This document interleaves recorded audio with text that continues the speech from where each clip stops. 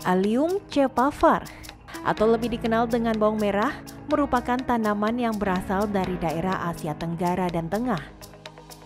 Lewat kolonialisasi, bawang merah juga akhirnya menyebar di Eropa hingga ke daratan Amerika. Bawang merah adalah tanaman semusim yang berbentuk rumput dengan ciri morfologis merah dengan umbi berlapis dan berbatang pendek. Akarnya merupakan akar serabut yang menancap pada kedalaman 15 hingga 30 cm di bawah tanah. Tanaman ini sangat cocok dibudidayakan di daerah beriklim kering atau tropis dengan suhu antara 25 sampai 32 Celcius. Di Indonesia, bawang merah juga dipakai sebagai bumbu pelengkap dalam aneka ragam masakan. Campuran bawang merah dalam masakan memberikan rasa gurih dan aroma yang harum yang khas. Tetapi ada juga orang yang mengkonsumsi bawang merah secara langsung dalam keadaan mentah maupun matang. Nah, mengkonsumsi bawang merah diklaim bisa memberikan manfaat kesehatan bagi tubuh kita. Kandungan nutrisinya yang beragam membuat bawang merah populer di kalangan masyarakat, tidak hanya sebagai bumbu, tetapi juga sebagai obat.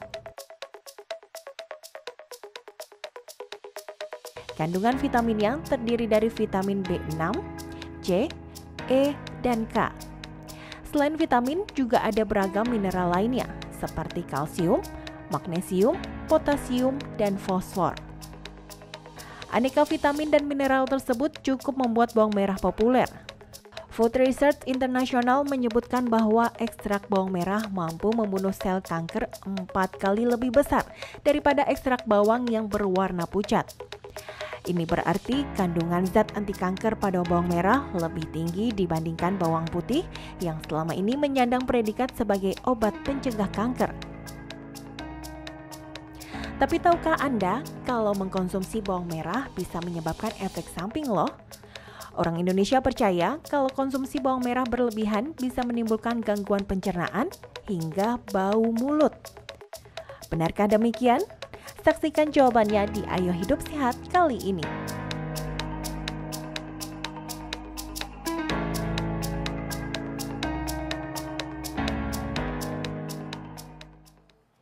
Bih, itu kan bawang merah masa dikemilin gitu ya? Enak, ini gurih. Ih, nanti bau mulut sama bau badan. Tapi kalau di TV mah nggak kelihatan sih, yang penting cakep aja udah cukup. Nggak ada baunya. Nah tapi tau nggak, hari ini pas banget karena aku lagi pakai baju merah. Jadi kita mau bahas mengenai bawang merah. Baju putih. Jadi bawang putih. Iya. Nah, biasa sih yang baik yang bawang merah, bawang putih ya. Ya udah, oke deh. Langsung aja kita panggil narasumber kita hari ini, Dr. Tulus Satriasi, spesialis farmakologi klinik. Halo, selamat siang. Halo, dokter. Halo, Dok, siang, ini Dok. aneh banget dok, ada orang suka ngemilin bawang goreng. Nah, tapi bawang goreng ini kan enak, gurih dok. Iya, betul. Tapi emang bener apa bisa bikin bau mulut dok? Kalau digoreng kayaknya enggak deh, mungkin yang mentah kali ya dok. jadi kali ya. Sebenarnya kalau konsumsi dalam jumlah yang banyak sih ya, kan kalau misalnya di sayuran atau di makanan masakan lain tetap dibumbuin pakai minyak bawang goreng kan. Nah, tapi Gitu. aku lebih suka sebenarnya kalau bawang yang kayak gini langsung nih, bawang merahnya. Nah, karena banyak yang punya nih. Apa tuh fakta mitos kita hari ini? Nah ini katanya kalau misalnya konsumsi bawang merah ini dapat mengobati sakit perut. Ini fakta atau mitos dok? Itu mitos. Oh, Tapi banyak yang pakai loh. Kadang-kadang waktu kecil kan ini bisa ditumbuk, terus diolesin di perut gitu. Iya, jadi kan memang kalau itu kita bilang fakta atau mitos, kita berdasarkan penelitian ya. Iya. Nah, untuk penelitiannya ke mengobati sakit perut itu memang terbuktinya baru ada zat aktif prebiotik di situ. Ada inulin sama FOS ya, oligosakarida gitu, fruktooligosakarida yang membantu sebenarnya proses pencernaan kan. Dan lagi di situ juga ada antioksidan serta anti inflamasinya juga. Contoh zatnya namanya quercetin itu. Nah, dia kan untuk menginflamasi atau anti peradangan bagus. Nah, tadi tuh. Oke, tapi Penasaran itu nggak tadi? Inulin, Iya. oligosakarida, sama tadi Iya quercetin. benar. Ini masyarakat pasti penasaran apa sih itu dok? Oke, kalau inulin sama fruktooligosakarida itu kan sebagai prebiotik, dia sebenarnya membantu bakteri yang dapat membantu untuk menyeimbangkan saluran pencernaan. Bakteri di dalam saluran pencernaan kita juga ada bakteri dan itu menyeimbangkan flora normal atau bakteri yang ada di usus gitu ya seharusnya. Berarti ini tuh harus dikonsumsi ya dok ya, Betul. bukan diolesin di luar. Kalau Iya, baiknya diolesin dikonsumsi. ada manfaatnya nggak tuh? Mungkin karena masyarakat dari zaman dulu udah dapat resep dari nenek moyangnya untuk diolesin gitu dok. Pengalaman kayak dulu ya juga gitu ya. Sebenarnya belum ada penelitiannya yang jelas untuk diolesin aja. Biasanya sih emang dimakan, dikonsumsi. Jadi bisa dalam bentuk lundungan biji gitu atau dia dalam bentuk bawang goreng gitu ya. Intinya dalam masakan sebenarnya kita udah dapat manfaatnya gitu. Cuman kalau misalnya untuk dioles kan biasanya ditambahin kayak minyak telon atau minyak kayu putih. Jadi ya mungkin itu yang ngebantu juga ya. Nah, kalau pasienku udah tersila, mereka tuh suka takut kolesterol. Karena itu mereka beranggapan bahwa kalau misalnya konsumsi bawang merah ini dapat menurunkan kolesterol. Mitos atau fakta? Mitos. Mitos ya. Iya, Kenapa penelitiannya masih terbatas banget. Jadi penelitian yang pada manusia bahkan udah dibandingkan dengan obat yang standarnya untuk kolesterol yaitu simvastatin.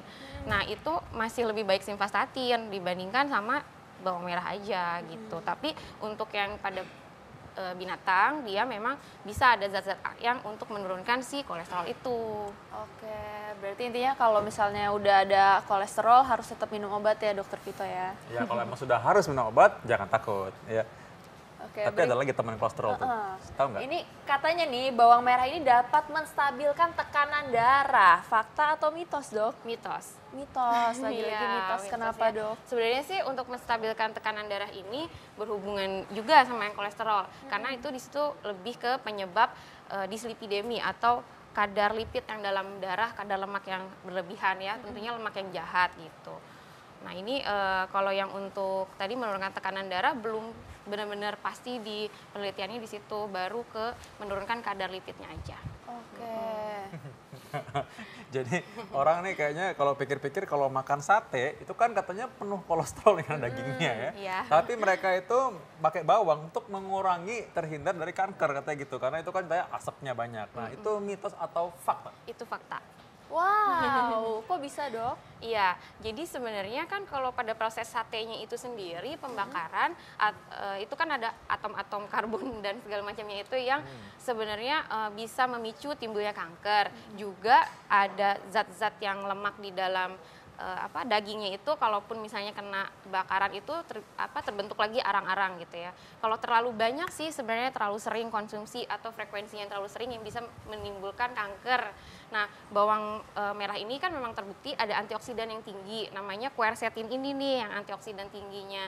Dia memang untuk sebagai menahan pertumbuhan sel yang tidak baik ya, kan kalau kanker tidak seharusnya selnya bertumbuh. Oke. Ini satu lagi nih mitos atau fakta. Aku nggak pernah coba sih karena takut bau. Ini katanya kalau misalnya meletakkan bawang merah kupas di sudut ruangan, ini dapat mengurangi penularan penyakit. Fakta atau mitos dok? Itu fakta. Wah, kok bisa dok? Iya, sebenarnya ini dibilang mungkin udah jadi tradisional karena udah dari tahun 1920, pokoknya udah lama banget, berabad-abad, mungkin lebih dari 3 generasi. Ini di Inggris pernah juga dipakai di sudut ruangan itu dipakai. Nah, di dalam bawang merah ini ada kandungan organik sulfurnya. Nah, sulfurnya ini memang yang membuat baunya itu menyengat dan dia juga sebagai antibakteri gitu. Jadi zaman dulu itu dipercaya bakterinya keserap ke bawangnya itu.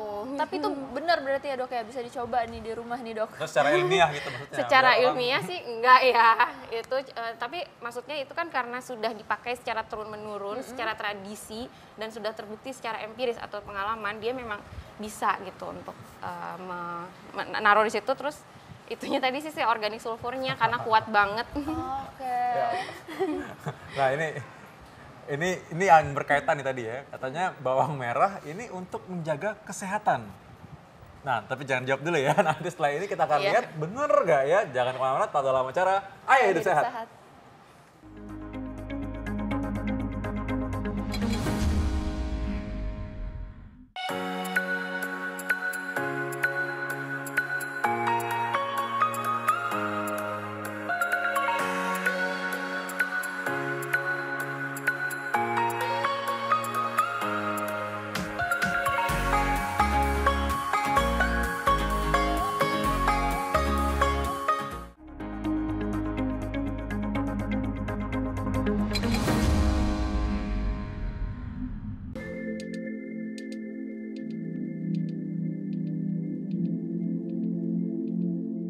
Bawang merah termasuk tanaman bumbu yang banyak dimanfaatkan bagi manusia.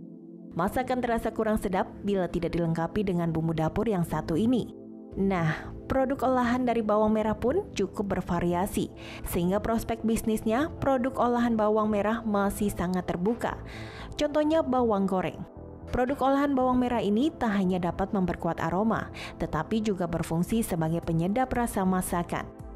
Bawang goreng sebagai penyedap masakan memang sudah cukup dikenal luas oleh masyarakat. Pembuatannya pun tidak sulit dan termasuk dalam kategori usaha kecil menengah yang tidak membutuhkan modal besar. Usaha bawang goreng ini juga bisa dilakoni di rumah dalam bentuk usaha kecil rumah tangga. Lantas bagaimana sih jalannya proses produksi pada industri rumahan seperti bawang goreng ini? Adakah manfaat kesehatan dari produk olahan bawang merah ini? Mari kita lihat langsung di lapangan bersama tim Ayo Hidup Sehat.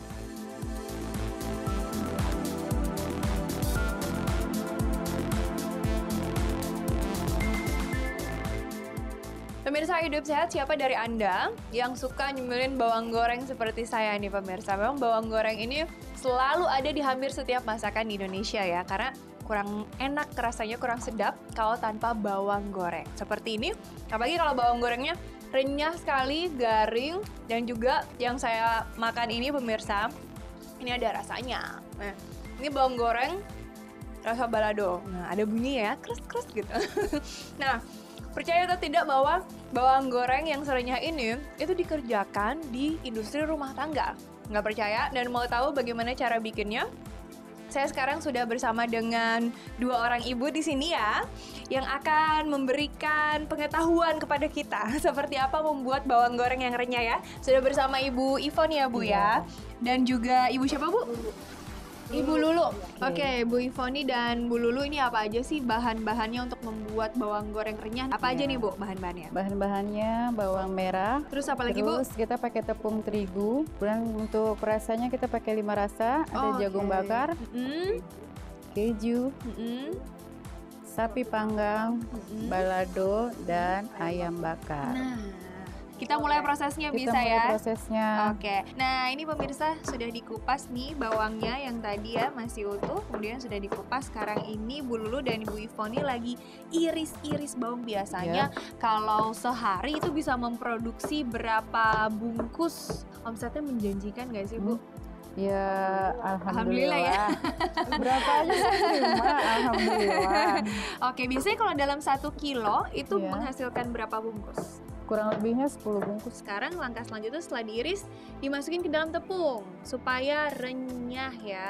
Ini diaduk-aduk dulu sampai tepungnya lengket di bawangnya semua. Nanti setelah ini apa Bu? Goreng. Digoreng ya. Nah, ini boleh langsung semuanya sekaligus. Sebaiknya sih jangan. Oh, sebaiknya jangan. Terigunya masuk semua. Kalau proses penggorengan ini biasanya makan waktu berapa lama Bu?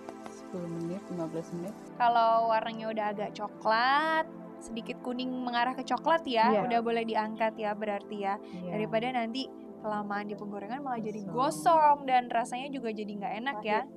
Nah, ini saya cicipin dulu ya Ibu ya. Nggak sabar bawangnya soalnya seger. ini baunya udah enak banget pemirsa nih. Bawang goreng original ya Bu, belum Original. ditambahin apa-apa.